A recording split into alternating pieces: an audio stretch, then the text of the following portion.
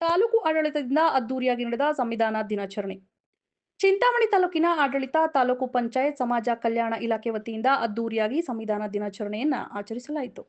ನಗರದ ಪ್ರವಾಸಿ ಮಂದಿರದಿಂದ ತಾಲೂಕು ದಂಡಾಧಿಕಾರಿಗಳಾದ ಸುದರ್ಶನ್ ಯಾದವ್ ರವರು ಮೆರವಣಿಗೆಗೆ ಚಾಲನೆ ಕೊಟ್ಟರು. ಮೆರವಣಿಗೆಯಲ್ಲಿ ಸಂವಿಧಾನ ಶಿಲ್ಪಿ ಬಾಬಾ ಸಾಹೇಬ್ ಅಂಬೇಡ್ಕರ್ ಅವರ ಭಾವಚಿತ್ರದ ಜೊತೆಗೆ ರಾಷ್ಟ್ರಧ್ವಜವು ರಾರಾಜಿಸಿದವು. ತಾಲೂಕು ಮಟ್ಟದ ಅಧಿಕಾರಿಗಳು ಹಾಗೂ ಶಾಲಾ ಕಾಲೇಜುಗಳ ವಿದ್ಯಾರ್ಥಿಗಳು ಭಾಗವಹಿಸಿದ್ದರು. ಮೆರವಣಿಗೆಯ ನಂತರ ತಾಲೂಕು ಪಂಚಾಯಿತಿ ಸಭಾಂಗಣದಲ್ಲಿ ವೇದಿಕೆ ಕಾರ್ಯಕ್ರಮ ನಡೆಯಿತು. ಕಾರ್ಯಕ್ರಮವನ್ನು ಉದ್ದೇಶಿಸಿ ತಾಲೂಕು ಪಂಚಾಯಿತಿ ಕಾರ್ಯನಿರ್ವಹಣಾಧಿಕಾರಿ ಆನಂದ್ರವರು ಮಾತನಾಡಿ, ಇಂದು ಭಾರತದ ಸಂವಿಧಾನ ದಿನಾಚರಣೆ ವಿಶ್ವದಲ್ಲಿಯೇ ಅತಿ ದೊಡ್ಡ ಪ್ರಜಾಪ್ರಭುತ್ವ ರಾಷ್ಟ್ರ ಎಂಬ ಹೆಗ್ಗಳಿಕೆಯನ್ನು ಹೊಂದಿರುವ ದೇಶ ನಮ್ಮದು.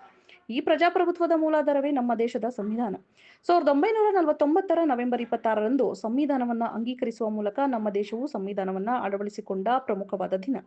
ಆದ್ದರಿಂದ ನವೆಂಬರ್ 26ರಂದು ಭಾರತದ ಸಂವಿಧಾನ ದಿನವನ್ನಾಗಿ ಆಚರಿಸಲಾಗುತ್ತದೆ.